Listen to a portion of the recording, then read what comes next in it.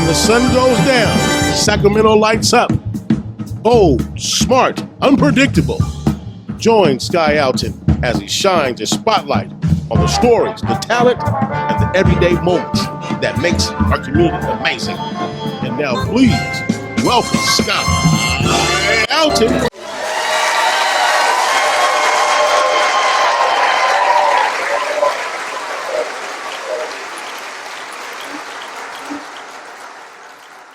Welcome to another episode of Everyday Amazing. I am your amazing host, Sky Alton, and my next guest is one of those people who makes the rest of us feel wildly unproductive. She's a singer, songwriter, producer, and she's getting her MBA because apparently being incredibly talented in music just wasn't good enough. She's worked with legends like Dr. Dre, Stevie Wonder. She has a hit, Ooh La La, has over 100 million streams. She's doing all of it independently, which in the industry makes it a superpower. Let's take a quick look at a little bit of her performing.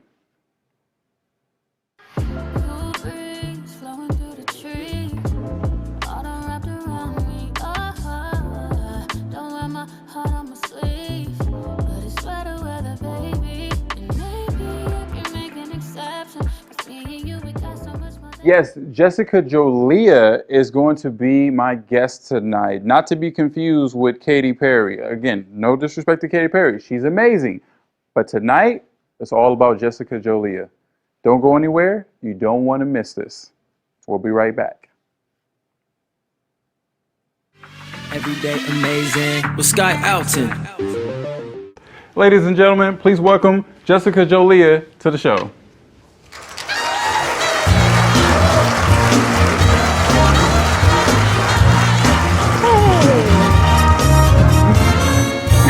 How you feeling? I'm good. How are you? I'm great. I'm happy to have you here. Thank you. I'm happy to be here. I've been a fan of your music for a while now. I actually remember seeing you at the Greater Sacramento Music Awards. I didn't get the chance to interview you though. I think you did an interview with First Lady POV. I did. Mm-hmm. Okay. All right. Yeah, we were splitting the guests because we had so many people who showed up. So she took half the interviews, I took half the interviews. But I remember thinking, because you won an award that night, right? I did. Okay, congratulations again. Thank you so much. That was an honor, always when you get recognized from, your hometown. So with that being said, let's get into your story. Tell me a little bit about your journey into music, just starting out. I think I always loved music. When my mom was carrying me, my dad put headphones on her stomach and just played tons and tons of music. So I was in there jamming before I was actually here. Okay. And then my mom said when I was young, I used to sing and play with my dolls and make them sing to each other instead of talking to each other. And what she always tells the story is she teases me, but it's really cute. She said I was maybe like 2 and I had a Barbie and a Ken doll.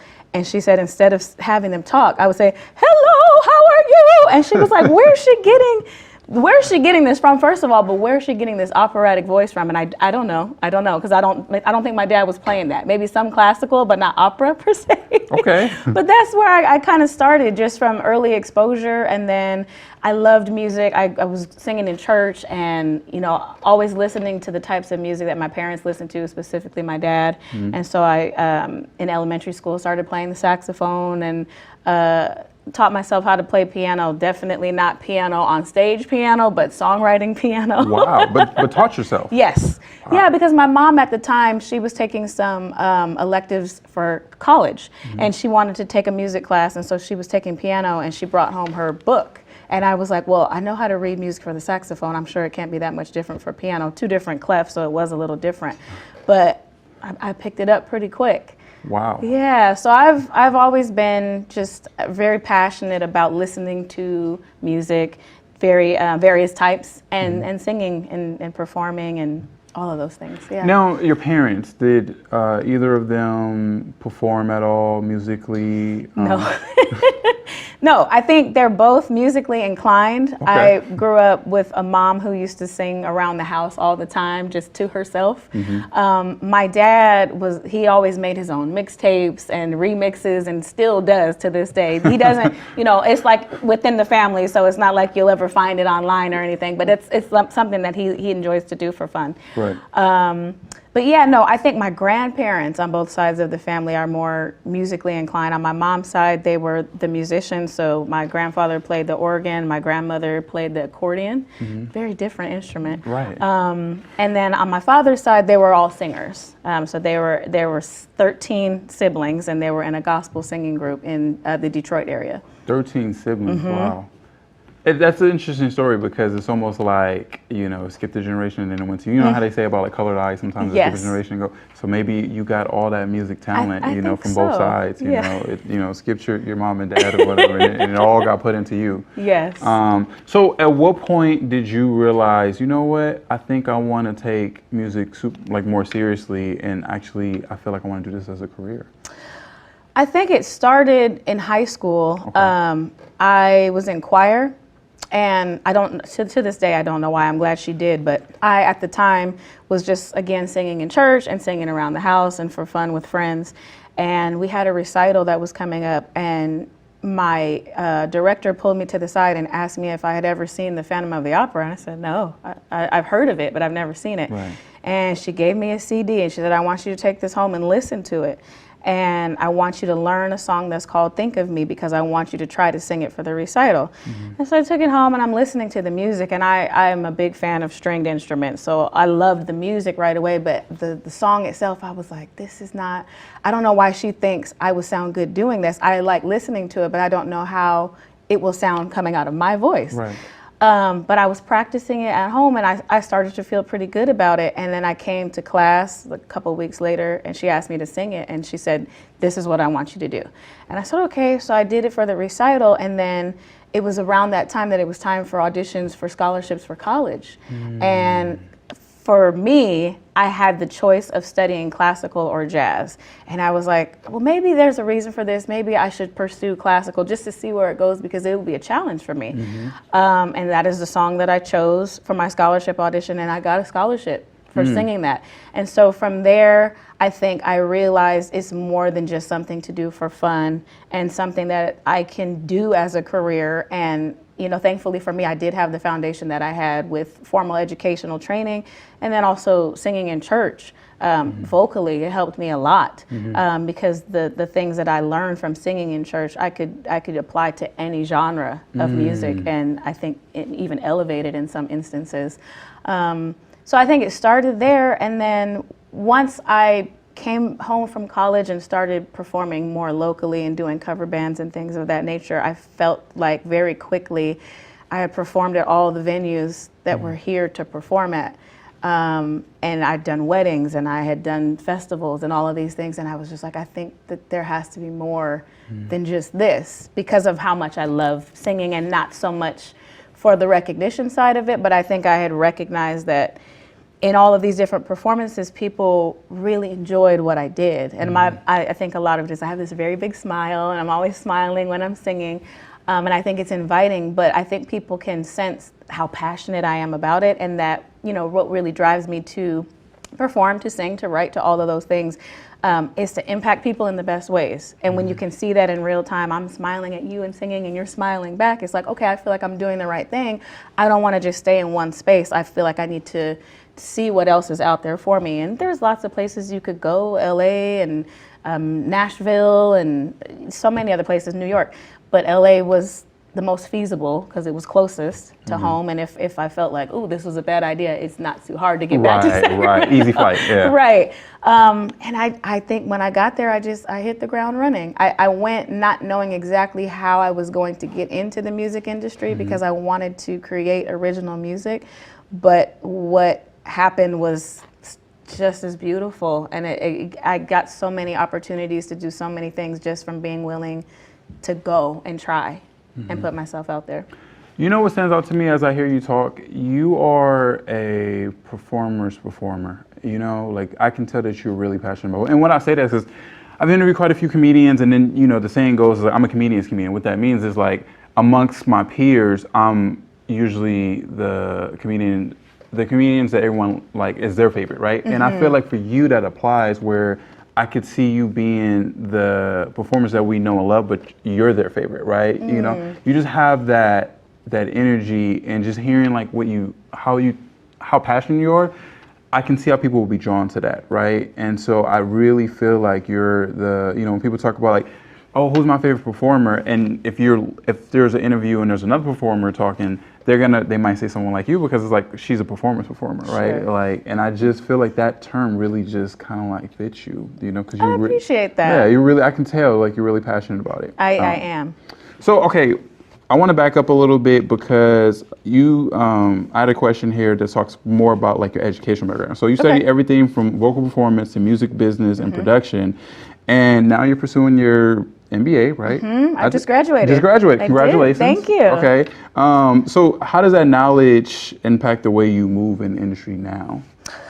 You know, what's funny, the MBA program was never a part of my plan. I knew I wanted to study music in college. And so I started with performance, and then when I started working in the music industry professionally, there were so many things about music business that I was like, oh, I think if I'm gonna stick with this, I need to have more information at my disposal, and I need to know a lot without having to reach out to an attorney all the time, or at least have the information to make better decisions. And so that even made sense. And then I finished that, and I still felt like I was missing something. And more to speaking to the part of me that has always wanted to do something innovative and new with the combination of my education and talents and experiences.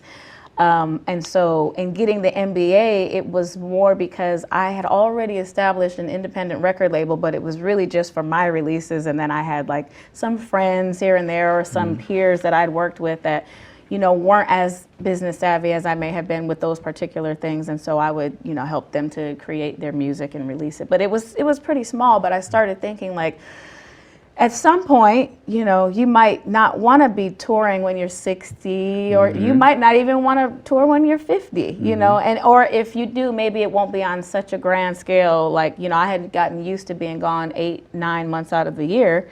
And how feasible is that as I get older, Right. And especially because family is really important to me. And now I have nieces and nephews, and they have events, and I don't want to miss out on some of the things that I missed out for my siblings, for example. And even some of the things that I deferred of my own, I'm just looking at the future. Like, I want to be able to maximize my time and enjoy my time.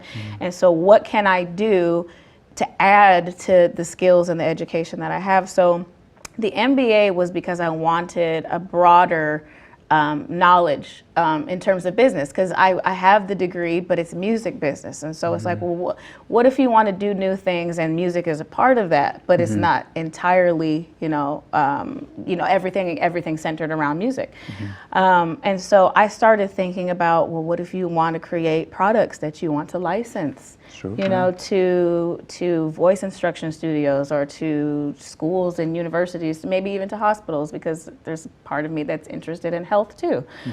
And so I decided, many conversations with my dad too, because he knows that my mind sometimes is like, well, I like this, and I like this, and this, and this, and this.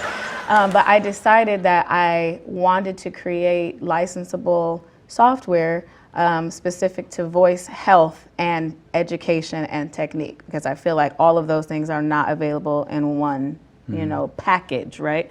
And a lot of things influence that. I have my own vocal health issues that I experienced that kind of came out of nowhere, and I didn't really have the right help, even though I had some of the best doctors. There were so many nuances that they were not familiar with, and I started to think, well, I'm a good researcher, so I can not only figure these things out, but I can, in the process, learn a lot more about the voice and physiology and anatomy in terms of just general vocal care and things that singers may not even be aware of that would help them just along the way, whether it's something that comes up unexpectedly like me, or you're dealing with a common cold, or anything else, that could affect your singing and performance ability.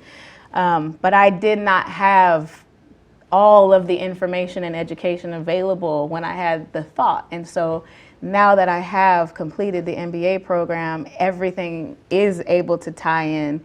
And I'm able to see, and that's just one idea, creating the licensable product. But like I said, I just have a lot of ideas. And I wanted to be able to be in the best business mind as I'm coming up with these ideas, so that I can actually see these ideas through and not just have, a whiteboard full of ideas that, well, that was a great idea. Somebody else did it though. No, I get that. It's first of all, it's amazing how your mind works and how you're bringing all these things together, especially like the health part of it, But not only that, it's so forward thinking of how you're like, hey, listen, I may not want to do this forever. I may want to, do something else. So let me set myself up to where I can still be a part of the thing that I love, but I don't always have to be front and center, and I can be behind the scenes maybe, or like what's with the business, maybe I want to help develop other people, maybe Correct. I just want to help other people, Yes. I just think that's just such an amazing thought process, and the fact that, like you say, you're actually doing the work is why I wanted to have such an amazing person on the show tonight. We're gonna get into more of your career and everything that you're doing, but before we do that, I know the audience hates this, but I got to take a quick break, and then we'll be right back with more. Everyday amazing with Sky Alton. Hey there, Darla Givens here with the California State Fair. Check out our episode on Everyday Amazing with Sky Alton. Everyday amazing with Sky Alton. Welcome back to the show. I'm still here with the amazing Jessica Jolia, and before we left, we left off.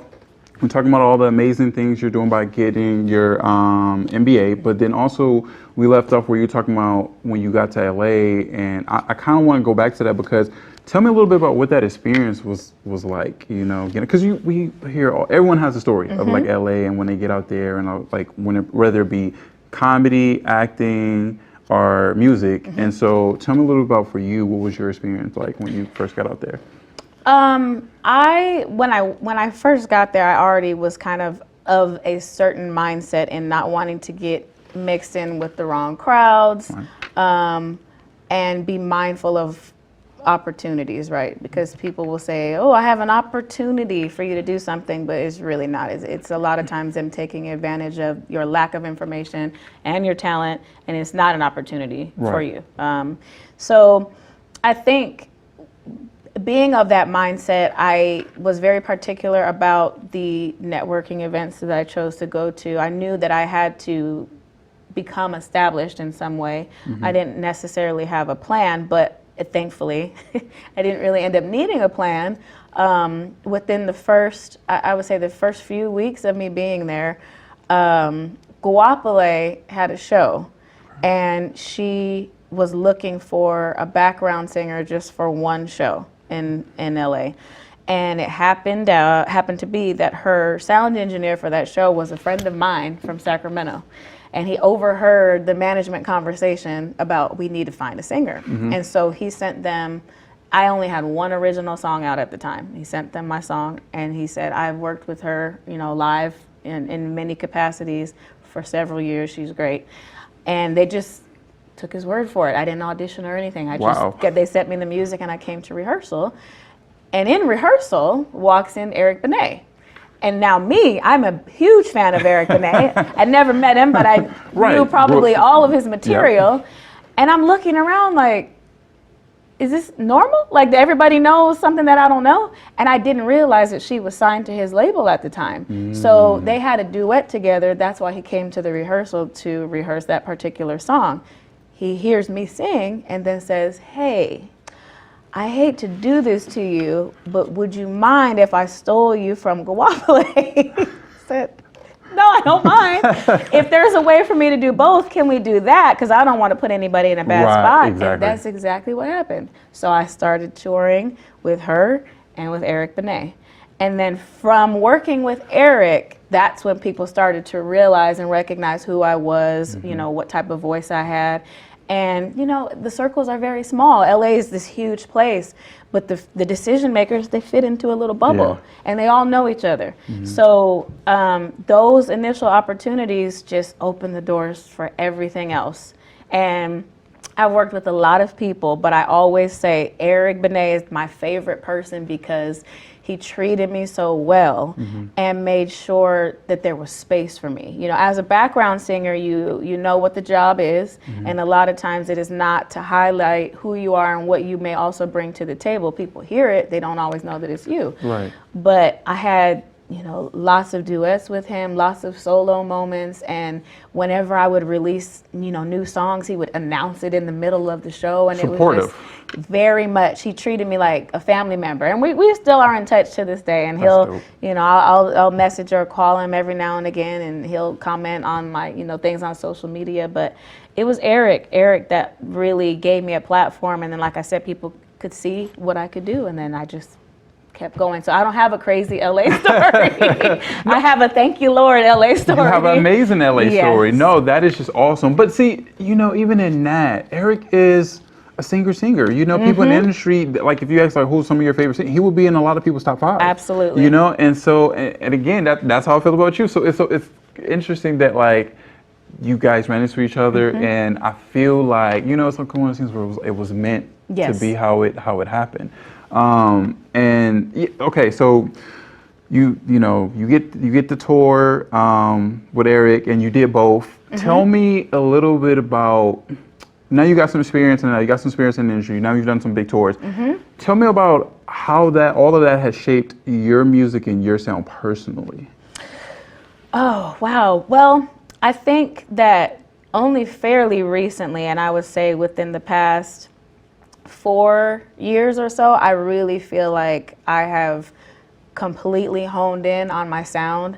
I've had a lot of influences, and I think that still my earliest influences and exposure to music really has shaped my sound. So by that I mean like listening to funk music and Motown and the music especially that my dad really loved and still loves to this day. You know, I love a good bass line. So that's always a part of it. But I think the experience that I have from touring really helps when I'm thinking about live components, live elements. I have a background playing different instruments, but it's different when you're on a tour and you are performing a series of songs that were created as studio versions and recreated for the live experience. So you get ideas of how, oh wow, you know, it is cool to take something that is a little more simple and make it more complex and more sophisticated, and you start to be able to hear, oh, a bass would go good here, strings would go good here, horns would go good here when it's not in the original version. And then because I've toured with so many different artists and so many different, I mean, I've done country, I've done rock, I have done pop, I have done R&B, and you start to just, I guess, closely identify what you really enjoy from all of that, and then go back into, okay, now this is me, this is where I started, and then you start sprinkling stuff on top of it. Well, first of all, I like what you said about taking the studio sound and then when you do it live, how the adjustments are made and how you can see different components come together. Because I always say, like, having a live band, you know, with a record, just it hits different, right? Like, you know, you'll hear a studio version and then you go see them live, and then when they actually have a band, right?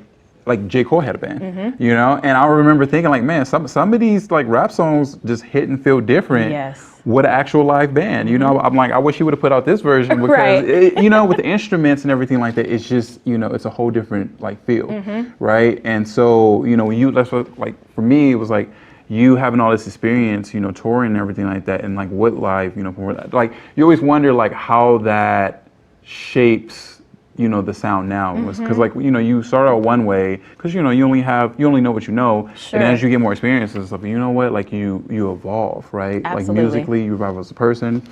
And so with that being said, what would you say was your most surreal moment touring with someone, or, you know, meeting someone in the industry? Like, did you ever have a surreal moment where it's like, wow, I can't, you know, I can't believe I'm here, or I can't believe, you know, I met this person?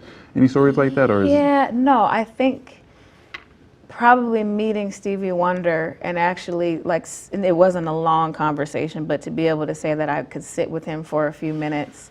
And I remember it very clearly because I was performing at a festival in Long Beach, and it happened to be with Eric. But Stevie Wonder was there, and he was backstage, and I was just, sitting doing my usual, just waiting around. And I saw him, and he was there with some family, and I was like, I don't know if he wants to talk to people or not, but I'd seen him before, like at NAMM, at the big music convention, but always in passing. And so it's always like, oh, you see him, but you're not gonna stop to, try to have a conversation. But he was just sitting, and I said, well, let me see, right? And I like kind of looked at the family member, and she just like nodded, and I said, okay. And I walked up, and he grabbed my hand right away, and he put his hand on my leg like this, and so we're sitting like this. And I just told him how much I appreciated all that he's done for music. And I told him a story, and it's so funny, but I was like maybe 8 or 9, and my dad really liked to listen to That Girl by Stevie Wonder, which I think is an amazing song. And I had heard it so many times, and I used to write like little short poems. I hadn't gotten into songwriting when I was that age, but I was starting to be creative with writing. And for whatever reason, I was listening to that song, and the beginning is quite a long instrumental. And I came up with a whole rap. And I'm not a rapper, but I came up with a rap, right? You're feeling it. And I performed it for my family, and they were like, that's really good. And like my siblings to this day, like they remember the words verbatim. And so I told him, and he's just laughing and smiling. And he gave me words of encouragement before we went on the stage, but it was not surreal in the sense of like, oh, this is a person that is so big that I can't believe I'm having a conversation with, but it was surreal in the sense of having core memories that I could share with this person while he was alive. That's dope. To say, not just thank you for your universal impact on, everyone through music, but thank you for me, because that means a lot to me. To have a memory, and then just because his music is a part of the sonic sounds that shaped, where I am now. Speaking of influences, because he's just musically so gifted, and a person who was intentional about what he was singing about. Everything wasn't just to write a hit, just to be commercial. It was, no, actually, I want you to listen to what I'm talking about too. So yeah, definitely Stevie Wonder. The picture I have in a frame. That is amazing. Did you like when everything after the show and everything like that? Did you like call your mom and dad? But like, guess what? Like I called him before we went on stage. I was so excited. How could you not be? So excited. How could you not? And I just want to point out, Stevie Wonder is in anyone who's like a singer or performer. Most people are gonna say when they say who's your favorite, Stevie Wonder's in their top. You know what I mean? Greatest of all time. So that just reinforces like how I feel about you. Was like, yeah, you are probably, a singer's favorite singer. Thank so, you. Yeah, I'm gonna make that stick. So like I'm gonna put that out there all on social media and stuff like that. Singer's favorite singer. Okay, so my director's telling me, I've been enjoying this conversation so much. We gotta, wrap it up soon. Okay. But I want to talk about going forward, musically, because I understand you have new music. I do. So tell me a little bit about that. Tell me how this music that you have now is different from past projects. Yeah, so I think starting with a single that I came out with in 2023, a collaboration with Jan Hunter Jr. It's a song called Ooh La La. We've collaborated many times, but at the time we hadn't met, still haven't met to this day. He feels like a brother to me though, because I talk to him so often. But we crossed paths on Instagram. He at the time had a viral video of his version of Earth, Wind & Fire's Can't Hide Love. And it came up on my Explore feed, and I was just like, who is this? Like, he's so talented. And the music that he's making, it just feels like me. And that's hard for me to really express any other way. It's just when I hear it, I know I like this. This is good for me. I feel like if I could write to something like this, it would do well. And so I messaged him and just, complimented him on his work. And I said, by any chance, are you open to collaborating? I think you're really talented. And when he responded, he was like, I know who you are. Like I didn't know he's in Atlanta now, but I didn't know he's from the Bay Area. And he was like, I know you. And I said, oh, well, even better. So can we do something together? And so it became Ooh La La, and that it's my best performing song still. It's gotten over 100 million streams. Thank you. Yes. Thank you so much.